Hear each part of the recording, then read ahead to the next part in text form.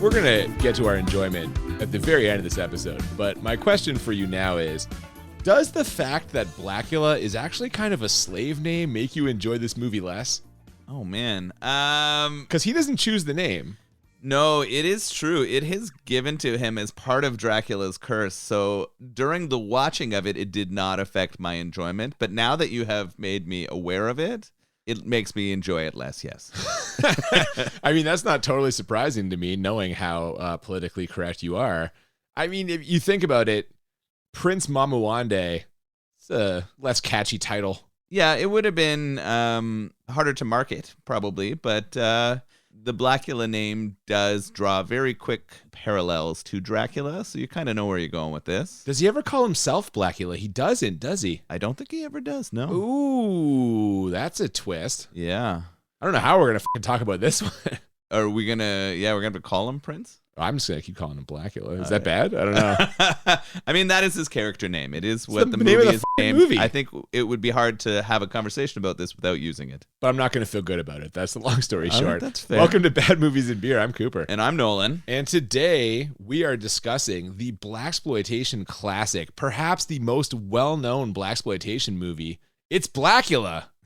This is the most well-known one? I would say probably the most well-known by your average citizen. So hey, name a Blaxploitation movie, guy would be like, Blacula, the Black Dracula. I didn't realize that. I didn't know there were so many popular culture connections here. It is our 5th Blaxploitation movie on the podcast. Yes, we started with Rudy Ray Moore, Human Tornado. From there, we did a little Coffee, then Disco Godfather, Truck Turner earlier this season, and now Blacula, as I continue to try and expose you to the era of 70s, exploitation films. Now, coming into this, I'm expecting a horror movie.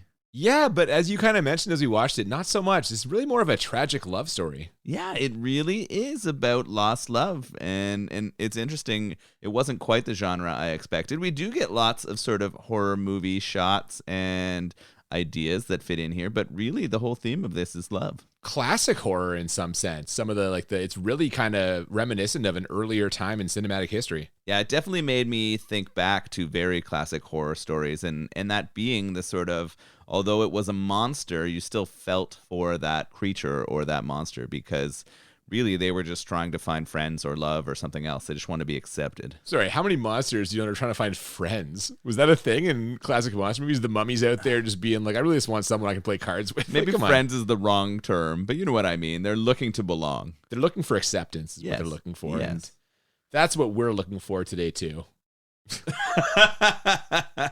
You know what'll help if we start talking about the beer? Yeah, you know what? And this is actually, I'm looking forward to this one. This is a beer I've had before from a brewery that we have had a few beers from. What's the beer we're drinking today? We're going to be drinking Blood Moon. This is a blood orange sour, and it's from our friends at the Whitewater Brewing Company. This is our 3rd Whitewater Brewing beer. I think we've actually had it's technically our 13th, isn't it, or 14th? Oh, that's true. Yeah. We did use their Christmas pack for our Silent Night, Deadly Night 2 episode. The 12 beers of Christmas. So we did crush those. So what? We're looking at our 14th beer here from Whitewater Brewing Company. We had Swamp Thing back in season 1, like our 3rd ever episode. Yeah, they're Wild Bog, right? That's right. Yeah, was that a cranberry sour? It was. Yeah, so heading back to the sort of fruited sour area. This is your neck of the woods. Absolutely. I'm just hoping people will accept this beer, since you were saying earlier it reminds you more of fucking werewolves than vampires. Yeah, I mean, the blood part of it fits perfectly with vampires, right? But the moon, you always think of werewolves transforming because of a full moon, not vampires. But vampires only come out at night. I know, it works. It is definitely a connection. I'm just saying we might be getting some cryptid diehards upset at our connection here. Like the man-eater in the song from Hall & Oates. They only come out at night. I'm very drunk. I'm sorry. Well, I'm excited to try this. It says tart and fruity. Have you never had this before? No, I've never had this one. Yeah, so I'm excited to do it. I liked blood orange as a flavor or fruit, so it should be tasty in here. It's very good for sours, I feel. I've had a couple of blood orange sours, and it's the flavor lends itself well to that. Yeah, the tartness of it kind of fits perfectly in here. You want to crack into it here? Oh, yes, let's do it. Let's get on it. Let's what? Let's gown it? Is that I thought I said get on it. I don't even know what that is. That's a term.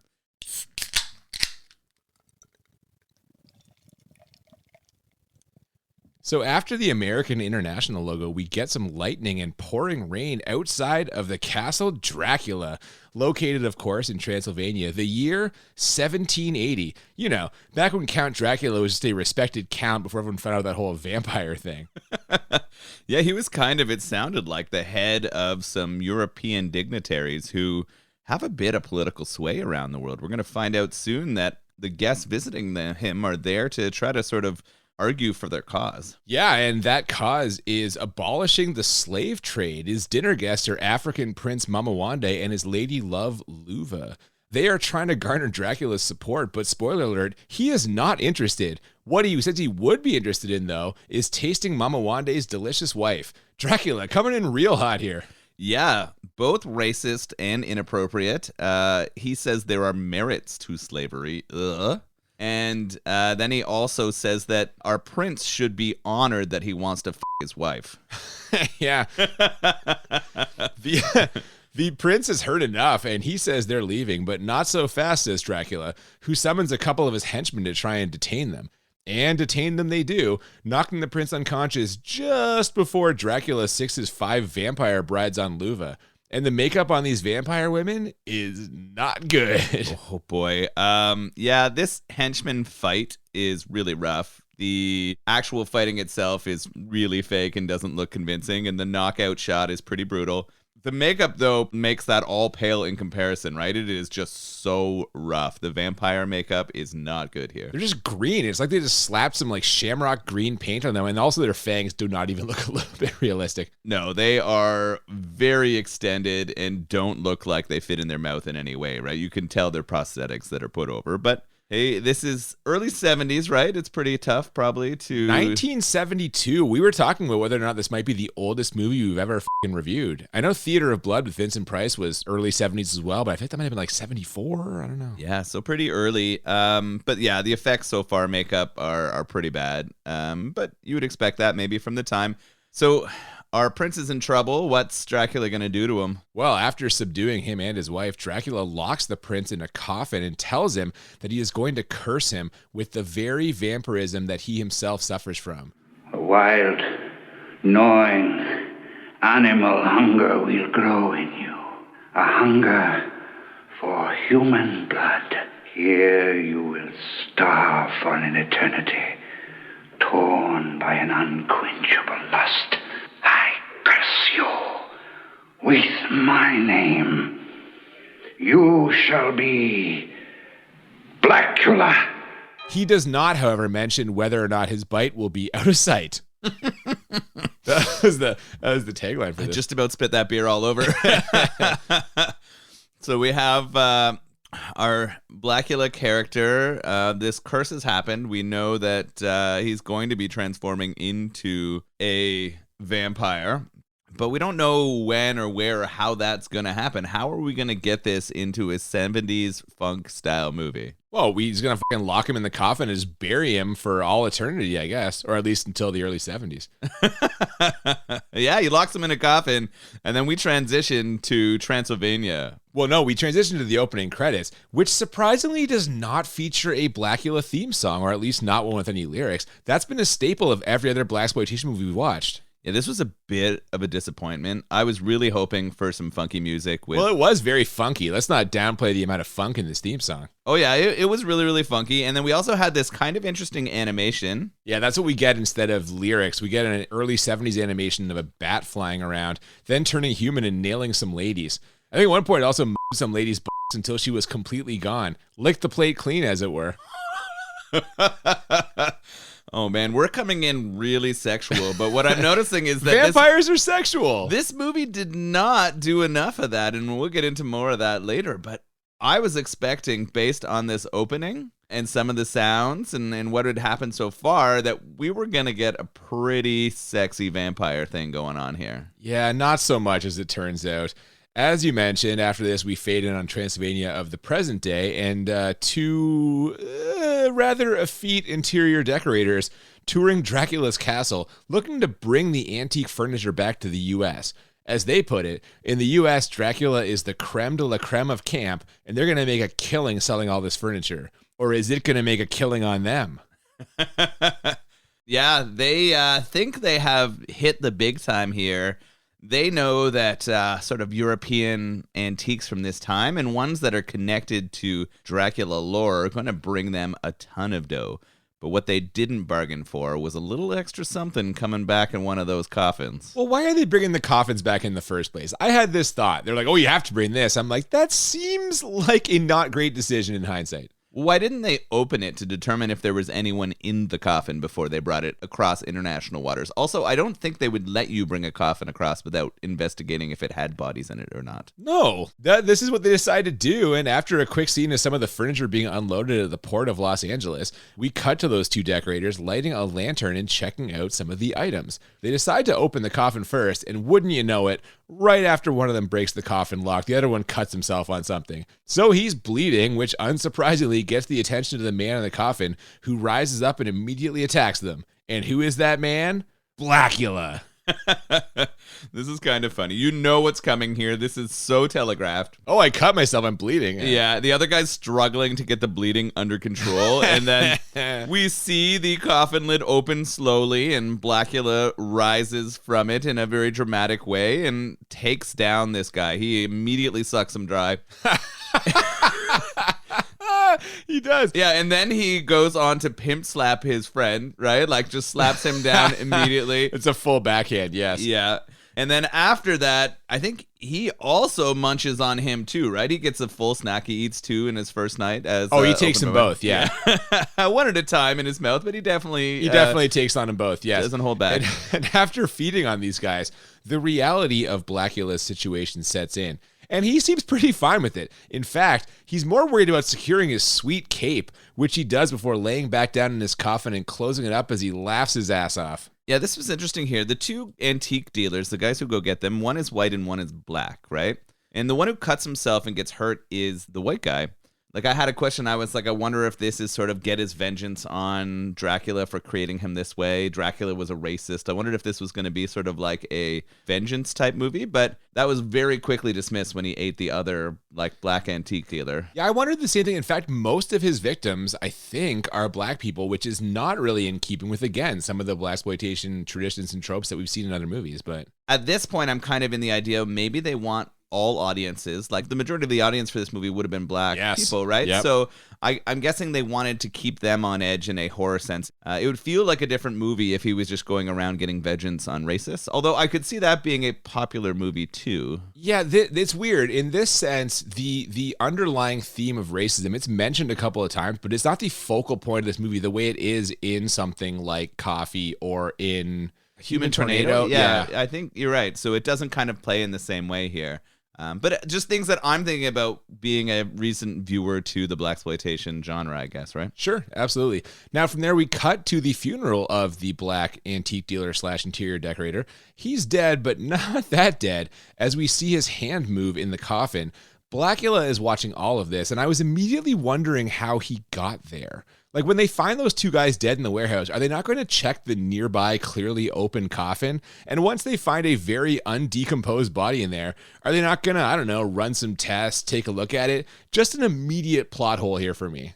Yeah, it's pretty interesting, right? Because they get in there and the hand had moved, and the person who works at the funeral home says, oh, that's normal. Like, that's sort of an effect of dying. But conveniently, one of the people coming to visit the body is a doctor. His name is Gordon. What was the rest of his name? Yeah, Dr. Gordon Thomas. Not just a doctor, but a pathologist from the LAPD.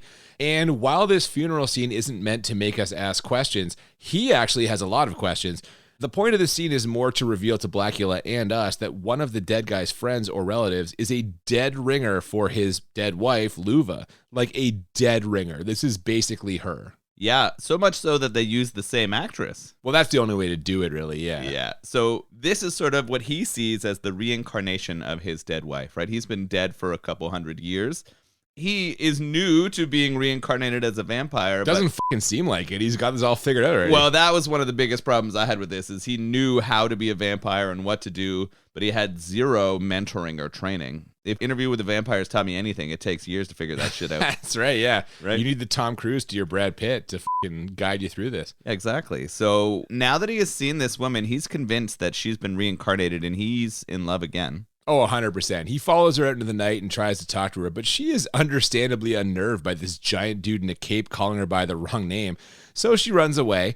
He tries to chase her and does end up picking up her purse after she drops it, but he also gets hit by a taxi in truly hilarious fashion. Oh man, yeah, this is one of those really bad slow-mos where the body goes up on the hood and then flips over and falls off. Of course, he's all right. He's immortal, except for afraid of silver crosses, silver bullets, and stakes to the heart. Not silver bullets. That's fucking werewolves. See, now this beer's getting me confused. God damn it. But it was a silver cross that he was scared of, right? I think just crosses in general. This one just happened to be silver. The symbol of Catholicism is scary to them. I guess so, sure. The taxi driver gets out to cuss him out, and how does that work out for her? Not great, as he pops out his fangs and drains her right there in the street. Meanwhile, Luva, or Tina as she's now known, gets back to her apartment and locks the door right before someone starts knocking. Tina grabs a knife and approaches it very slowly, but it turns out it's just her friend Michelle. I guess it's too close to sunup because the next time we see Blacula, he's laying back down in his coffin once again. Yeah, this first night out of his coffin, he really goes for it, right? He can't help himself. He eats both of the dudes in the antique warehouse, and then he takes down Cabby Lady without even like a second glance. I'm wondering if this is like a first time thing, the first time you've done it and you're sort of really overjoyed. It was kind of like when you first right? Like you had to do it a few times in like the same day just to figure out what was happening. Really pulling back the curtain on your own personal life there, you know? That's, I was just trying to throw that one to you, see where you went with that. I'm not going anywhere with it. But you know who is going somewhere? Dr. Thomas. The next day, Dr. Thomas pays a visit at the city morgue where he asks to see the body of the dead cab driver from the night before. The coroner, who, by the way, has a clearly fake hook hand, wheels her body out, then immediately reveals himself to be a creep when he tells Dr. Thomas, Ask me, she's looking for something. You know what I mean? Looking for something? Yes, Sam. Get me a cup of coffee, will you? The doctor has no time for this. Yeah, I don't know why the coroner assumes that she's a taxi driver. She's also out looking for tail or trying to get money for tail. All women want it, don't you know? Oh my God. So Hook Hand is sort of f***ed up, but the doctor here, Gordon, he's investigating the body again. And what does he notice? Well, he finds a couple of totally realistic puncher marks in her neck. He even laughs to himself and he has a bit of a theory, but he doesn't believe that anyone will take him seriously. So he needs more information, but he also needs the help of some of the police force. So he heads off to meet his detective buddy. Yeah, well, what he really wants is to get the coroner reports from the previous two dead bodies, the original ones, those antique dealers from before.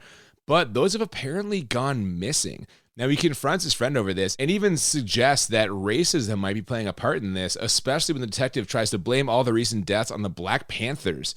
But either way, Dr. Thomas demands they find the reports as soon as possible and bring them to him at the club. And when he mentioned the club, I immediately got excited because I knew that we were 100% going to see some kind of song and dance performance here. Every single Blaxploitation movie we've watched has had club scenes, right? Literally everyone. There's some kind of performance. I did note, though, no topless dancers in this one, sadly. You were saying you're really upset about that. We got to wait till we get to my ratings to talk fully about my feelings, but I was a little discouraged. The topless dancing isn't necessary for me, but I thought maybe there'd be more intimacy or romance in this movie for sure. Yeah, there was not. There was not, to be clear. Anyway, Blacula shows up at this club to return Luva/Tina's purse. Now, she invites him over to meet her friends. That's Michelle and Dr. Thomas. And he turns on the charm immediately. Champagne for the table? Damn! He knows it's a birthday for one of the people, Michelle, right? Tina's sister. Are they sisters? Yeah, they're sisters. Like literal sisters? Yeah, I or think just they're like literal sisters. No, literal sisters. Oh, cool. Yeah. So I think it's Tina's sister's birthday, so he breaks out the champagne, trying to make a good impression. We get a bit of a dick measuring contest between him and Gordon. Yeah. They're kind of staring at each other a little bit. Gordon's trying to show off that he has the best mustache, so mustache rides are better with him. He does a great mustache. Yeah. And then I don't think her Blacula character's intimidated by this, though. He's like, but nobody has this sweet-ass cape, right? And so he also sticks fucking Dr. Thomas with the bill for that champagne. So everything's going kind of well here. Tina's a little bit infatuated with our Blacula character. But a photographer shows up to take some birthday pictures, and as soon as she starts flashing those shots, Blacula's out of there. He can't stand those pictures. Oh, definitely. And he joins Dr. Thomas in the fucking Grumpy Club because back at the mortuary, that coroner we saw with the hook hand tries to prepare one of the bodies for Dr. Thomas's visit. But when he opens the coffin, he finds nothing. So he quickly calls the club to let Gordon know. And this basically ruins his night. Not even the arrival of their friend Skillet can cheer him up. What'd you think of old Skillet here, Noel? Pretty lame comic relief. He only pops in once or twice, but he's definitely playing your classic goofball. Yeah, for sure. As you mentioned, a photographer also pops by to some pictures, which drives Blacula away because he's worried he won't show up in the photos. But as you pointed out, how would he possibly know that? He has only been a vampire. Well, he's been a vampire for hundreds of years, but he's only been out and active for 2 days.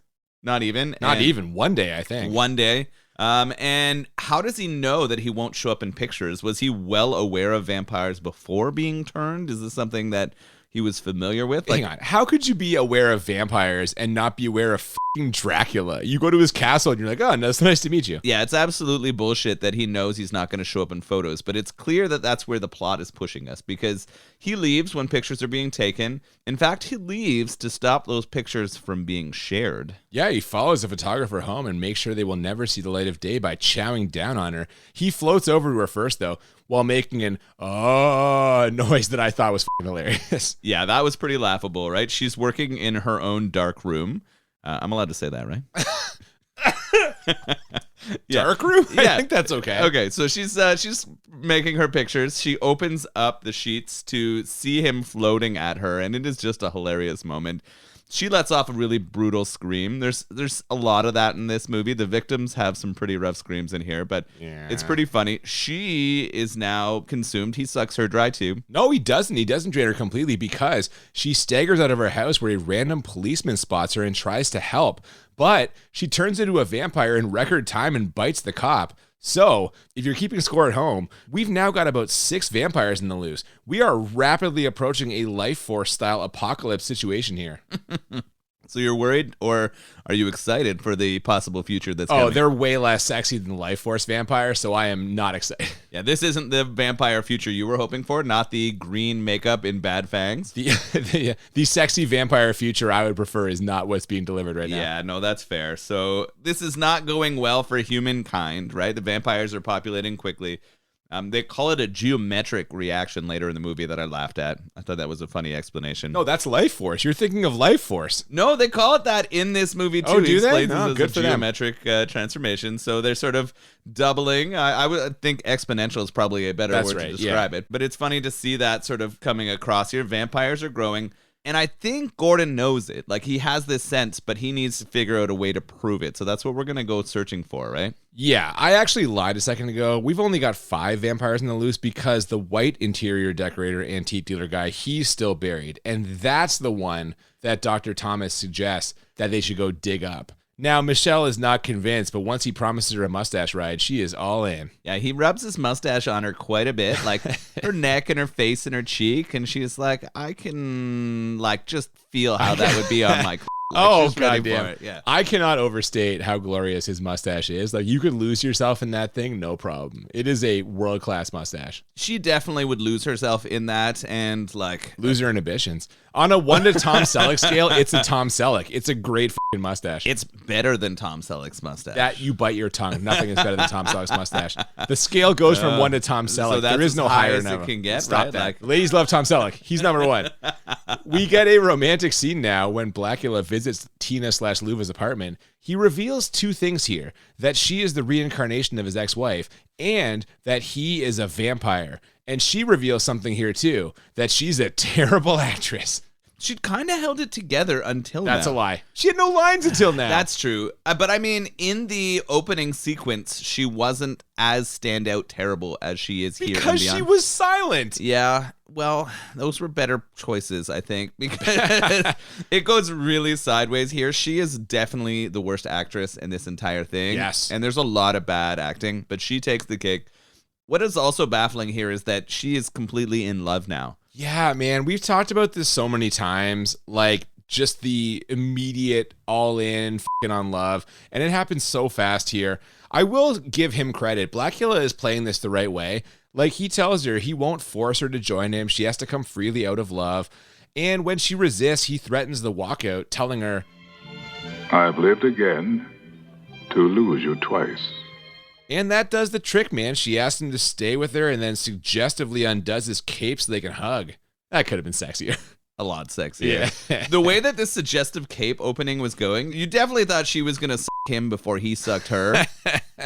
There was going to be a mutual. I wonder if he was going to flip her upside down so that he could go into the thigh and she could. Good Lord. Yeah, I'm not put sure. a lot of thought into this. Vampire movies are Were you supposed to be thinking about this sexy. while we were watching Vampire the movies movie? are supposed to be I'm sexier uncomfortable than now. this. Yeah, I don't know. Hey, speaking of sexy, we cut to Michelle and Dr. Thomas digging up that dude's coffin. She's not happy. He's somehow like digging and throwing the dirt onto her. Why he didn't choose a different direction or she didn't sit on the dirt pile, I'm not sure. Yeah, she should have identified which, like, he's a righty, I guess, so he's going to his right. She should have sat on the other side of the thing, but whatever. This white interior decorator guy pops out immediately, all vampired up, but Dr. Thomas is ready for him, like, actually ready for him. He's got a wooden stake in his pocket and everything, which I kind of felt was a huge leap, right? Like, I know he saw the puncture marks, but to actually accept that vampires are real and prepare accordingly, isn't that a bit too much? Or is it just good planning? I don't even know. I think it's good planning. I think if you are going to dig up a corpse with the suspicion it could be a vampire, you bring a fucking stake. Yeah, you know what? Maybe you're right. Like, if you were going to go through the effort of digging him up, you're going to at least be prepared to take it out if it does come to life. Like, I guess that's true, because if you're right, you want to be ready to fight it off. You don't want to be right and then die. yeah, exactly. Yeah, okay. So no matter how ridiculous it is, you're going to have at least something that you think you can jam through the thing's chest. Now, he doesn't start there, though. The vampire pops out, and what does our doctor do? He just fucking punches him in the face. This hilarious punch in the face, and the vampire falls back, and then he hits the vampire a couple times with the shovel in the head, and then we get the stake plunge, and he takes it out.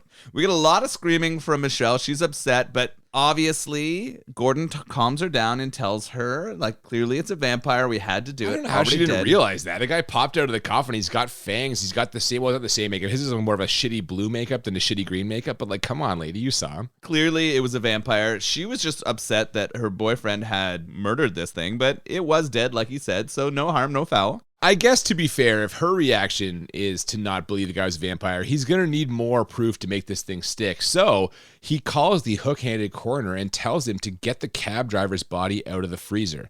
Now, Gordon gives him explicit instructions to leave the room and lock her in so she can't rise and kill him. But an unfortunately timed phone call means he totally doesn't do that. And now there's going to be a hook-handed vampire. That's got to be extra dangerous, right? I didn't even think about that. It's a That's third funny way to for him to see. stick you. Yeah, that's three. There's that third hook. Now, he doesn't tell the coroner that she's It's a going to vampire? turn into No. a vampire, right? So he doesn't actually think that this dead body is going to be dangerous. He should have listened, but he doesn't. What I didn't understand was why he didn't just bring the police to this grave. Why didn't he just show them the dead vampire? Because he didn't know for sure there's going to be a vampire. If he brings them there, digs it up, it's the corpse. He's just some asshole who dig up a grave. No, but now that he has killed the vampire, it's still there. Nope. Now he's just a guy with a stake through his heart. So you can't see any of the vampire. Like, it would still have its fangs. Unclear. Still have its I coloring. don't feel confident saying that. I feel like you could have just called him and brought him to the spot where you were, rather than like unthawing another vampire and potentially unleashing it on the city. I would have just brought the detective to the corpse I already had. I don't know. I mean, at the end of the day, it's a movie. As we know, there's going to be some, Yeah, but okay. So he goes and calls his detective friend, and the two of them are going to go meet at the coroner's office to go check out this corpse. They are. But before they can get there, she obviously is going to rise and kill the coroner. And the way she kills him here, we get like a ton of build to her rising off the gurney, then an extreme slow-mo of her running through the hallway, hair all wild, makeup crazy. This was more than a little bit laughable. Come on. Oh, goodness, yes. I mean, both the unfreezing, the slow showing pictures of her unthawing, and then we get the shot of the shadow rising, not actually showing her in the creepiness. This felt very classic monster movie. This is what we were talking about earlier. It very much had the vibe of like a classic monster movie. And we even had the sound effects and then the Yeah. screaming. But she takes him out. She eats old Hook Hand. Well, at least she sucks him, and then he's going to turn into a vampire too. Yeah, we cut from that jarring scene to Blacula at Tina's place. She asks him not to go, but he tells her he has to because to stay is death. She understands and tells him she loves him. And like I said, this is yet another example of two characters falling in love way too fast. I mean, Blacula has an excuse because she looks exactly like his wife, but she's all in on this in less than 48 hours, and he's a vampire. So my question now is, do you think he's hypnotizing her? Oh, good question. Is he using vampire skills to do this? I mean, he said he wouldn't force her, but Yeah. I kind of feel like this happens too fast. That would be a good explanation, but I don't think so. He wants true love and affection from her. I don't think that can come through hypnosis. I think that she is, or they're trying to portray her genuinely falling in love with him. I don't know, man. She seems pretty hypnotized, but then she is an awful actress, so maybe that's just her persona. She's the black female Bill Pullman. Yeah, maybe. Just no f***ing reaction. Yeah. Yeah, this is interesting, right? We cut back. Clearly, they're in bed together. They had some sex, I think, but they're both clothed. Oh, he staked her for sure. You don't think vampires are afraid of that? I don't think they would term it It's a that. metaphorical staking. Yeah. I was a little disappointed. I'm going to say that they didn't Of course go further you there, were. right? Like, I was expecting We that. all were. Blaxploitation movies tend to be heavy on the intimacy and eroticism. To be fair, you've watched not one but two Blaxploitation movies that involved hooker fights, so I think that's probably you might set be my spoiled a little bit expectations on, in a weird place here. I thought maybe we were going to see some sexy vampire loving, and we didn't really get it. We do not. What we do get next is Dr. Thomas and his detective friend arriving at the morgue where they find a ton of blood and one very poorly hidden cab-driving vampire. And after subduing her, it's planning time. They need cops hidden in the street and somebody get a lumberyard on the phone. They didn't say that, did No, they? I made up that last That part. would be pretty smart because It would be. they're about to flood the streets with cops to try to stop vampires, but they don't bring anything to help them combat them. Well, they also don't bring any urgency. If anything, these guys seem like they're taking this way too casually. Vampires are real. They've now confirmed it. And you know there's multiple ones out there. But they're just sitting around the detective's office. Like, not just that, but Dr. Thomas says you gotta go check something out. Then he goes home, showers, gets dressed up, and hits the club. Like, Jesus, guys. Yeah, they really don't have it yet. Maybe it's still processing it. Despite knowing it's real, maybe they're You think struggling they're in to... shock? Yeah, they're just kind of like, I don't know here. It's funny, they head to the club, and who do we find at the club? Who meets up there? Well, of course, Blacula is there, and he and Dr. Thomas do a little verbal sparring. The doctor asks him if he thinks supernatural things exist, ghosts, witches, vampires. But Blacula basically brushes him off and leaves with Tina and without incident. In fact, it isn't until Skillet shows up to drop his catchphrase, He is a strange dude. that he mentions something that lights a fire under fucking Gordon. Remember that photographer from the other night? Where's she been this whole time? Yeah, what happened to her? Why didn't she come back? I don't With the understand. pictures. She had pictures. So, obviously, we know all along that he's Blacula, but I thought that Gordon had determined it before this conversation happened. He even starts talking about where would the vampire sleep. They know that people are going after his coffin. It felt like he was goading Blacula here, but he doesn't figure it out until after Blacula leaves. He doesn't make that final connection. Well, he doesn't know for sure, but I think your first impulse here was right. He seems like he has some idea, because otherwise, why is he talking to him about it? You know what I mean? Like, he seems kind of pushing him a little bit here, but I agree. He still seems surprised later, which makes no sense. Now, after checking the photographer's house and seeing that Blacula is definitely not in those pictures from the other night, Dr. Thomas rushes over to Tina's house where he unsuccessfully attempts to subdue him. Blacula runs out into the night where he kills a police officer after taking multiple bullets that, of course, have no effect. Yeah, bullets can't hurt a vampire. So he takes down this police officer because he was in his way. He wanted Tina to come with him, but everyone's keeping her locked in there, right? So this is where I'm starting to feel like this is not a horror movie. And it's not even here. It's happened throughout. But this is where you're really getting into this love story, right? They've made that love connection. They love each other. Blacula has found his lost wife, and this is what is going to be his motivation, right? They're going to get back together, and then they're going to live happily ever after for eternity. Yeah, but the cops are onto him, though, and the hunt is on now. And although a couple of cops spot the black interior decorator's reanimated body wandering around, they don't find anything substantial until Dr. Thomas's detective friend hears the dispatch officer mention the warehouse. Remembering that's where this all started, he and Dr. Thomas rush over there and find a virtual orgy of vampires. The ones we already know about are there, plus several others, just hanging fang. And what's the plan to get rid of these things? Let's light them up. Yeah, So man. They head in here. At first, they don't see anything, but the door slides behind them. Instead of turning around trying to open it, they're just like, oh, that was weird, but let's continue. Classic. Yeah. All of these vampires appear, and we get the really crappy vampire makeup. It's kind of like bad zombie movie, like extra makeup. It's very low quality. Yeah, really, really bad. It did not take long to do that makeup.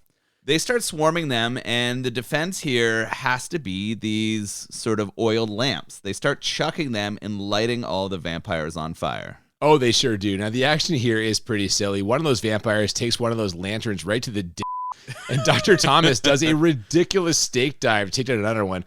And once the death settles, all the vampires are done except Blacula, who they find when they step out of the warehouse. Yeah, Blacula seems like he's just arriving home, or he's coming back. Maybe he senses that all the vampires that he created or have been created by his progeny are there or being destroyed. So he shows up and kind of confronts them. Now, do we have a battle here? Are we getting our final battle? Oh, no, not at all. Blacula bids them good evening before turning into a bat animation and then flying off. Good evening, gentlemen. I say, were you looking for me? I could dispense with you now, Doctor. But I have a rather urgent appointment elsewhere. And Dr. Thomas knows there's only one way they're going to catch him. They need to convince Tina to help them set up a trap. Tina is really struggling with this, or at least I think she is. It's impossible to tell from her fucking acting. But she eventually agrees. Unfortunately for the cops, Blacula is way too smart to fall for this. That and he just keeps adding powers. Dude can do more shit every time we see him.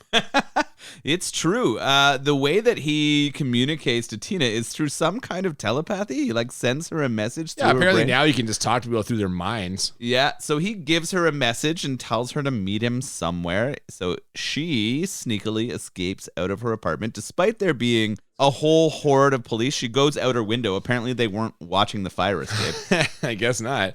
It seems like this is all going to work out, and theoretically it should, but as the hypnotized Tina staggers through the night, longing for Blacula to metaphorically stake her again, she happens to get spotted by a random patrol car, which follows her to a chemical plant, which we can infer must be Blacula's new lair. And sure enough, she enters the plant and he embraces her while vaguely sexual music plays in the background.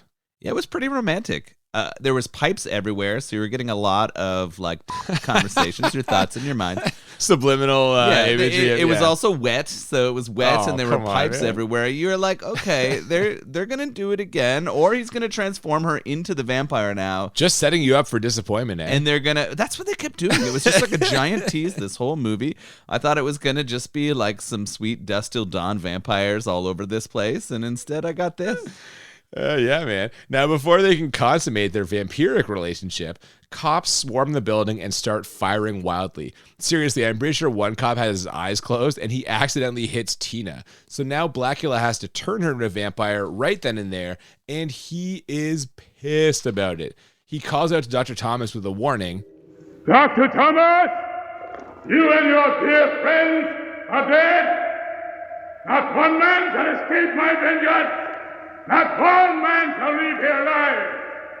Search out every shadow, every corner. This will be your inglorious tomb.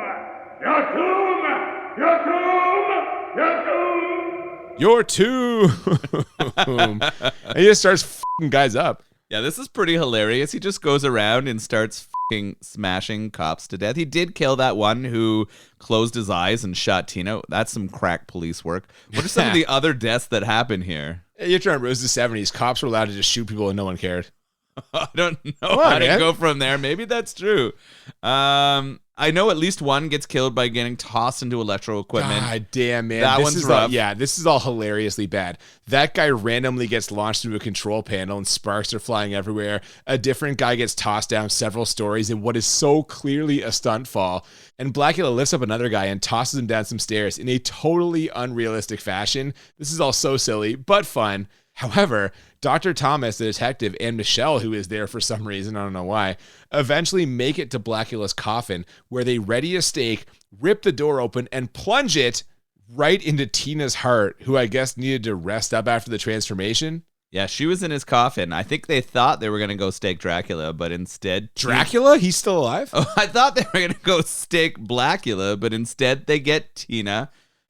She lets out a horribly acted scream, and her She's so facial bad. expressions God suck. damn. She kind of leans up and then falls back and dies. And then who appears out of the shadows? Well, it's Blacula, of course. How's he going to react to this shit? I thought he was gonna like fucking tear them apart. I thought we were gonna see some vengeance for his love being destroyed, but it kind of takes a different turn. Oh, very much so. You have to realize, without Tina/Luva, there's no reason for him to live. So Blacula decides to end things by walking out into the sunlight.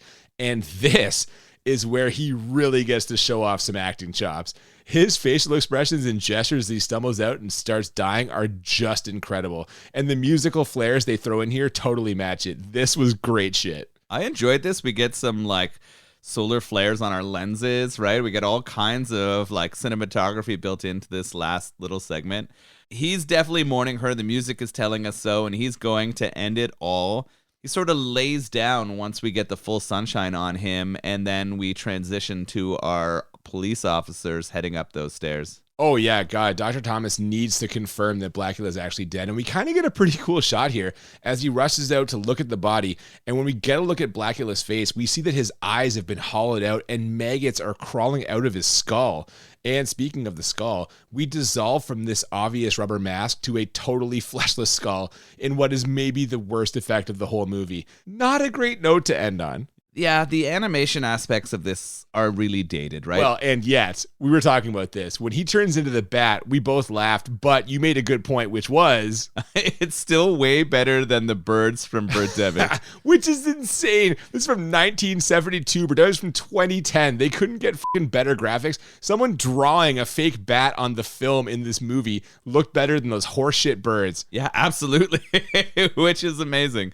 It tells you something of the film craft that went into these two movies. If you haven't listened to our Birdemic episode, it's from earlier this season. Check it out. It's pretty good, I guess. If you want to hear us shit on a really the movie bad isn't movie, good, oh my but God. we have a yeah, good that's time a good with one. it. Yeah, for sure. Yeah, man. Then we're into the credits, and the song playing in the credits kind of so-so. I kind of find the music for this underwhelming. Yeah, I would say that was a little bit of a disappointment too. Going in, there were some expectations about the sweet funk soundtracks that we had seen, and this one had some funky stuff. It had reasonably good sound effects that matched the mood and things that were happening, but all really synth heavy. Probably done inexpensively, right? They didn't have a huge budget. There was a fucking harpsichord at one point. It wasn't just synth. We had like organ and stuff happening. True. Yeah, that's true. But I agree. The music didn't quite hit the note that I'd expected from the previous ones. The lack of a theme song, definitely a letdown. And this seems like a good point for us to transition to our ratings. We're already talking about what we did and didn't like about this. So the way we always do this, we rate the movie on a scale of 1 out of 10 two times. 1 to 10 for how bad it is, 1 to 10 for how enjoyable. And the goal is to find movies that are a 10 out of 10 on both scales, or what we call a Crit 20. And I am really torn on this. Like, this is a cool idea, but in my opinion, a lot of the execution leaves something to be desired. Like, you've got all the makings of a high bad score, but I really struggled whether to make this a 9 or a 10, because while there are some horror elements here, no parts of it are particularly scary or even creepy. There's the love story, but she is such a bad actress that I can't realistically get invested in that. Here's an idea. Pam Grier is in the sequel. Why not make her the female lead in this one? Ooh, that would be a lot stronger. Yeah, man, that's a lady I'd spend an eternity waiting for, you know? Throw in some of the bad makeup and special effects, Dracula's ladies from that first scene, the bat when he transforms. I kind of think I have to give this a 10, but I don't really feel great about it. What did you think? So I definitely had problems with the effects. Like you said, it ended on a horrible one, and there were some other brutal ones, including the makeup as well. The acting really struggled. There was heavy homophobia, but that's time-based, I know. But the two interior decorator characters, they get kind of short shrift here from a lot of other people. And the police department and the language they use around it is pretty rough. I had trouble with the plot not really having a driving purpose. Like, I struggled for a long time to realize what Blacula's purpose was. Like, was it revenge? In the end, weirdly, it wasn't. It almost should have been, but it wasn't. It wasn't hunger. It was, in the end, it ended up being for love, and that kind of fell flat, like you said. Yeah, dude barely feeds at all. Do we see him feeding when it's not someone who's like aggrieved him? No, and everyone who he feeds on became a vampire. That's weird too. Yeah, they don't just kill anybody. That doesn't really fit my vampire understanding or lore, right? So those are the things that kind of combined for my bad rating. I'm not going to say that this was a good movie. I had it written down as a 9 score. So I didn't go 10. Yeah. There were just a few things to it that kept it in the not 10 out of 10 bad category for me. Right. Now, what about enjoyable? How enjoyable is the movie for you? I laughed, not a ton, but I did, particularly at some of the acting. I actually really liked the performance of our Blacula character. Yeah, he was solid. Yeah, and you know what? He's carrying the movie, and thank God, because no one else was equipped to. Yeah, Thomas was okay too. He wasn't bad. Yeah, those two kind of carried it. The kills were pretty funny. The makeup that came out after was really bad. Some of the chases were funny, like the foot chase I thought was funny, and then some of the like battle at the end I enjoyed and laughed a lot. I liked some of the music. I liked some of the sound effects. I enjoyed watching it. Like, there's no regrets watching it, for sure. I had it as a 7 enjoyable. So okay. I thought it was good. The things that were missing for me were more intentional quality comedy, better music. Sorry, Skillet didn't bring enough of that to the table for you? No, Skillet didn't bring enough of that to the table for me, and I really wanted some good eroticism or nudity. I feel like this lacked it. There was a real opportunity here, and you've been spoiled for Blaxploitation nudity. So I had this as a 7. So 9 bad, 7 enjoy for me. That's fair. We're pretty close in this. In terms of the enjoyment for me, there are some parts I enjoy. You touched on a lot of those. Having said that, I didn't think the costumes were great. The music wasn't great. Like I said, there was not a lot of creepy or scary elements.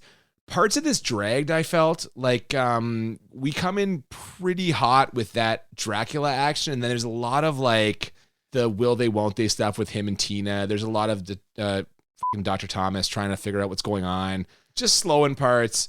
And yet, much like Tina was with Blacula, I find myself strangely drawn to this movie. I can't totally explain why, but I have this as an 8 enjoyable. As I'm watching it, I'm like, this isn't good, this is dragging. But at the end, I was like, yeah, Blacula, I don't know. And sometimes you just have a sense of that for something, right? Like, this is something you love and you're not sure why, and that's okay. Yeah. I mean, there's better Blaxploitation movies out there. For sure, there's ones I've enjoyed a lot more that we've watched, but I would and will watch this again, for sure. All right. So we've talked about the movie. How about this beer, our Blood Moon? Oh, God bless this Blood Moon beer from Whitewater Brewing. This is just delicious. Yeah. It's a sour. It's fruited. I'm a fruited sour man. It was a pleasure to drink. I mowed through this quickly. Yeah, definitely easy to crush, for sure. I enjoy it. Quality sour.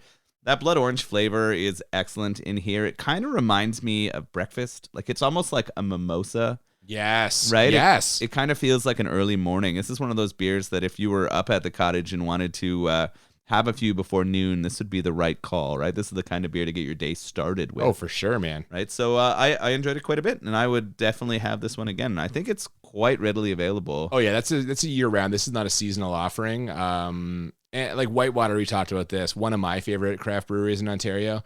Really good stuff out of the Ottawa area. You can find Blood Moon in most places in Ontario, and you should. It's delicious. Awesome. All right, what are we looking at getting into next week? What do we got coming up? Well, if Blacula didn't pack enough of a punch for you, next week's movie is definitely going to do the trick there. Next week, we're going to be watching No Holds Barred. What's that? Did you not grow up in the 80s? You grew up in the 80s, right? I did, but I don't know what you're talking about. Well, No Holds Barred was the very first movie starring WWF legend Hulk Hogan.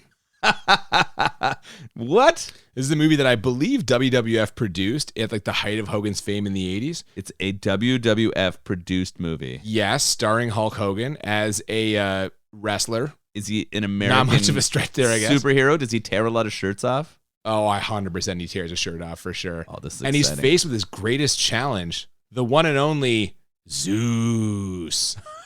Not the fucking god, just some big black guy named Zeus. Oh, okay. And so they're going to battle it out in the ring. And they do. Okay. It's a comedy, kind of. It's a comedy. Pretty much. I mean, you can't take it seriously. So I have no idea what to expect, but I'm excited for this. I definitely watched some WWF growing up in the 80s. How could I not? I'm mind blown that you haven't seen this. But I have never seen it. Absolutely not. Add it to the list of many movies I thought you for sure would have seen in the 80s and you didn't. This one I cannot believe because this was every video store had this. So is this like a fight to the death match then? Anything goes. No one's going to die. Oh, Come on. it's WWF. Okay. Yeah. But this means that there are no Also, rules. You'll never guess who wins. No way Hogan would win this. We'll have to wait and see. So please join us for that next week. But before then, if you haven't already, follow us on social media at the BMB Podcast on Twitter and Instagram. Yeah, we would always love some feedback. If you have any suggestions for beers or movies, please send them our way. you want to send us an email, thebmbpodcast@gmail.com. Yep, that's a great way to reach us as well, and we hope you will join us next week for No Holds Barred. Until then, I'm Cooper. And I'm Nolan. And we'll see you next time on Bad Movies and Beer. Keep on sucking. His bite was out of sight.